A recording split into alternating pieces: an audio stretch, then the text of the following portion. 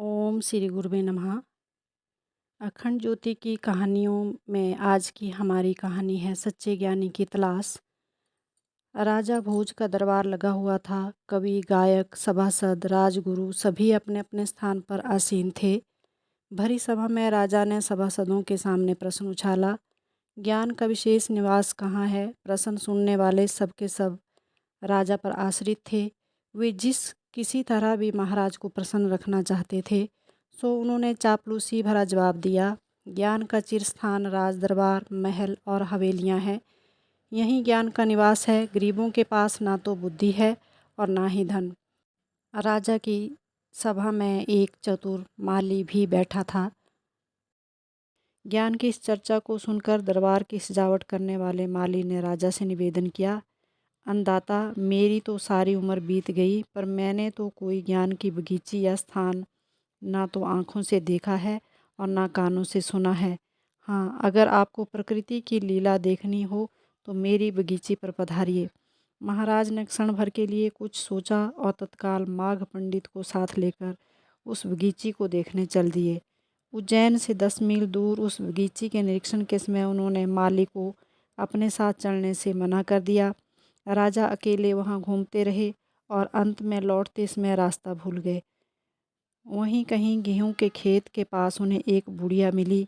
धवल case, शरीर झुका हुआ, हिलते हाथ पैर, डगमग करती गर्दन।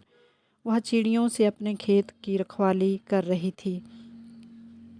राजा और माघ पंडित ने बुढ़िया को राम राम किया। तत्पश्चात उन्होंने हाथ के इशारे से बुढ़िया से पूछा, माँ, यह रास्ता कहाँ जाता है?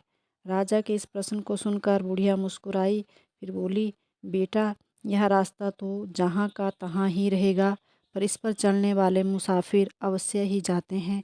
पर तुम कौन हो? उन्होंने कहा, माँ, हम तो बटोही हैं। हिलती गर्दन को थोड़ा और हिलाकर अस्वीकार के स्वर में बुढ़िया ने कहा, नहीं, राह के बटोही तो दो दूसरे हैं। माघ पंडित को बुढ़िया की इस बात पर अचरज हुआ। उसने अपनी शंका का समाधान के लिए पूछा, माँ, वे कौन हैं? एक चांद और दूसरा सूरज, वे रात दिन चलते हैं, पल भर के लिए भी नहीं रुकते। बटोही तो ये हैं, पर तुम कौन हो? हम तो मेहमान हैं, उन्होंने जवाब दिया। नहीं, मेहमान तो दो दूसरे हैं, एक धन और दूसरा यौवन।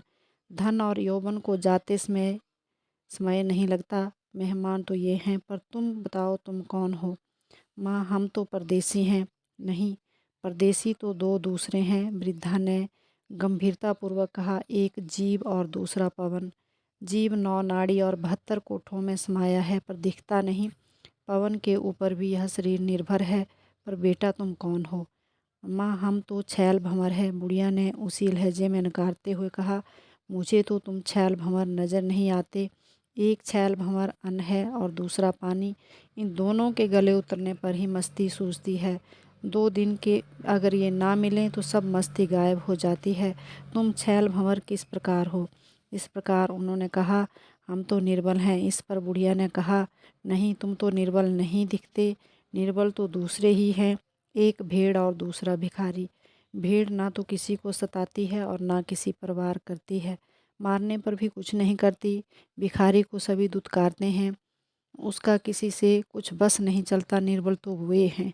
बेटा, सच बताओ, तुम कौन हो? राजा ने बुढ़िया की बातों को बहुत पसंद किया। वह उसका ज्ञान परखने के लिए बोला, माँ, हम तो ठग हैं। वह बोली, ठग तो ठाकुर और साहूकार दोनों हैं। ठाकुर दूसरों से बेगार लेता है और मुफ्त का माल उड़ाता है। साहूकार 1 का 21 बनाता है, 2 खाते लिखता है और साहूकार कहलाता है। दुनिया में इन दोनों से बड़ा ठग कौन है? ठगाई भी करते हैं और बड़े कहलाते हैं। पर तुम कौन हो? माँ, हम तो चोर हैं। चोर भी तुम नहीं हो। एक चोर तो गुरु है और दूसरा वैद्य। एक अज्ञान चुराता है तो दूसरा शरीर की बीमारी। धन और वस्तु की चोरी करने वाला चोर थोड़े ही कहलाता है। मुझे क्यों सताते हो? बताओ बेटा, तुम कौन हो? माँ, हम तो जिद्दी हैं। अरे बेटा, तुम क्या जिद करोगे? जिद्दी तो दो दूसरे हैं, एक नख और दूसरा केश। नाखून और बालों को कितना ही काटो तो ये बढ़ेंगे ही। क्या तुम इनकी तरह जिद निभा सकते हो? बेटा, जिद निभाना कोई सरल काम नहीं है। माँ हम तो मतवाले हैं। भक्त और ज्ञानी इन मतवालों को देखा है कभी? वृद्धा ने दृढ़ता से कहा, ये दोनों आठों पहर भक्ति और ज्ञान के नशे में डूबे रहते हैं। पीने का नशा चढ़े और थोड़ी देर के बाद उतर जाए, ये नशा थोड़ी ही है। बिना पिए नशा चढ़े और ज़िंदगी भर ना उतरे, वह सच्चा नशा है। तुम इनमें से कौन से मतवाले हो? माँ, तुम मान लो हम झूठे हैं। झूठे भी तुम नहीं, एक झूठा तो संत है, दूसरा नास्तिक। संत कहता है मैंने भगवान को देखा है, नास्तिक कहता है भगवान है ही नहीं। मेरे ख्याल में से इनसे झूठा दुनिया में कोई दूसरा नहीं। झूठा होते हुए भी सच्चे कहलाते हैं। ये ही तो असली झूठे हैं। तुम ना झूठ जानते हो ना सच। मेरे से क्यों मजाक कर रहे हो? सच बताओ बेटा, तुम कौन हो? राजा ने सोचा इस बार शायद वृद्धा मान जाएगी, खुद ही हमें मजाकिया बता रही है, फिर किस लिए मना करेगी। उसने कहा, माँ हम तो मजाकिया हैं। बुढ़िया ने फिर से उसी लहजे में नकारते हुए कहा, मजाकिया तो दो दूसरे हैं, एक रूप और दूसरी शक्ति।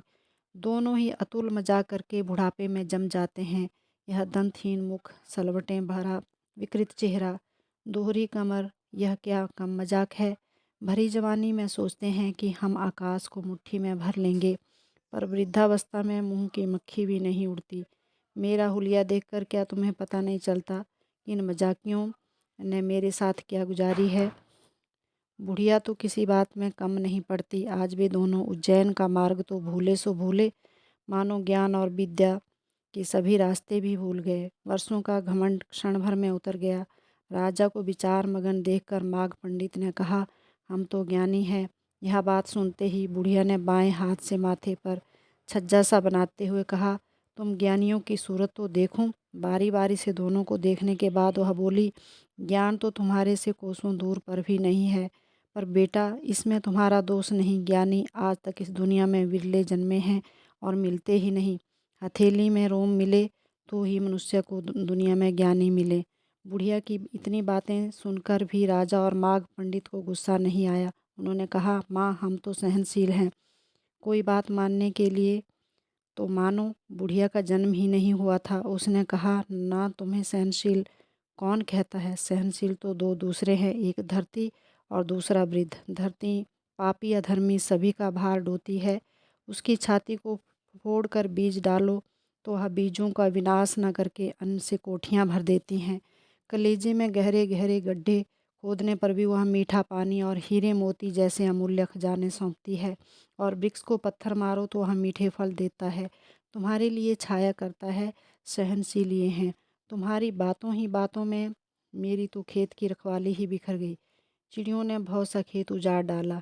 गोफन का एक फटाका छोड़कर बुढ़िया फिर से उनके सामने आ गई। इस बार राजा ने कहा, माँ हम तो शीतल हैं। वृद्धा ने रहस्य में मुस्कान बिखेरते हुए कहा, न शीतल तो दूसरे हैं, एक अग्नि और दूसरा ताप। बुढ़िया से के मुंह से यह उल्टी बात सुनकर दोनों चितर लिखे से रह गए। बुढ़िया ने उनको सचेत करते हुए कहा, यूँ कब तक अचर्ज करते रहोगे? तुमने अभी जाना ही क्या है? तुम्हें अभी बहुत कुछ समझना है, बहुत कुछ जानना है।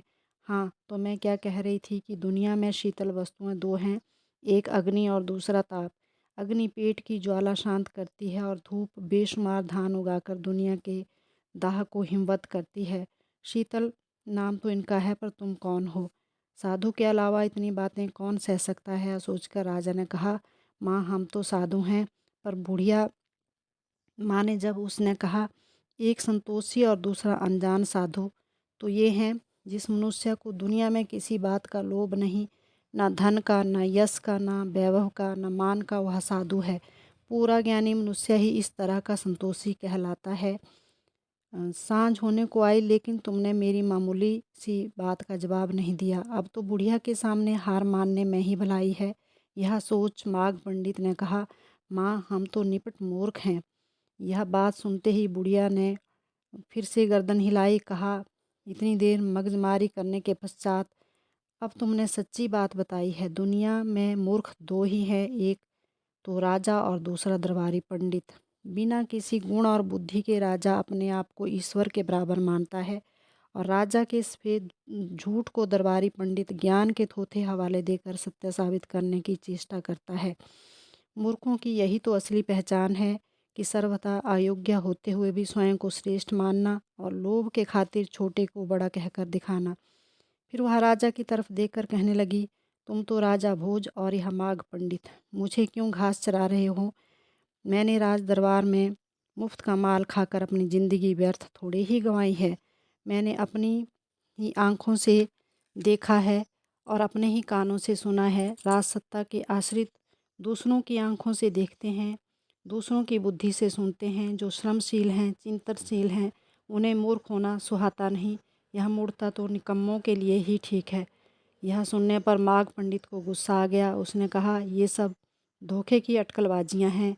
मैं सवाल पूछूं और तुम इसका सही जवाब दे दो तो पता चले कि तुम ज्ञानी हो। पंडित की यह बात सुनते ही बुढ़िया को हंसी आ गई। हंसते हुए ही वह बोली, मुझे ज्ञान से कमाना ही क्या, मैं तो अपने हाल में मस्त हूँ। अपने ज्ञान को तो वे बखानते हैं जिनको कुछ स्वार्थ हो। अगर तुझे यहाँ कुछ पूछना है तो पूछ ले, मुझे पता होगा तो बता दूंगी, नहीं तो मना कर दूंगी। बेचारा छोटा सा नटखट मनुष्य अनंत ब्रह्मांड को कितना नाप सकेगा, जानने की भ्रांति उसे अवश्य ही हो सकती है। माघ पंडित ने खूब सोच विचार कर पूछा, अच्छा ये बताओ, आकाश से ऊंची चीज़ क्या है? प्रश्न सुनते ही वृद्धा हंसी और बोली, खोदा पहाड़ निकली चूहिया। इतना माथा खपाने के बाद भी अंत में यह सवाल पूछा जिसका जवाब देने में भी लाज आती है। मैं अपनी पोती को बुलाती हूँ, ऐसी पहेलियाँ उससे पूछना। खेत के पार मेड़ पर एक जगह छाया थी। बुढ़िया ने हाथों के कंगन को ऊंचे चढ़ाकर मुंह के चारों ओर घेरा बनाकर जोर जोर से दो तीन आवाज़ें दी। थोड़ी देर के बाद एक छोटी सी लड़की उछलती कूदती अपनी दादी के पास आ गई। वह अजनबी व्यक्तियों की तरफ टुकर टुकर देखने लगी।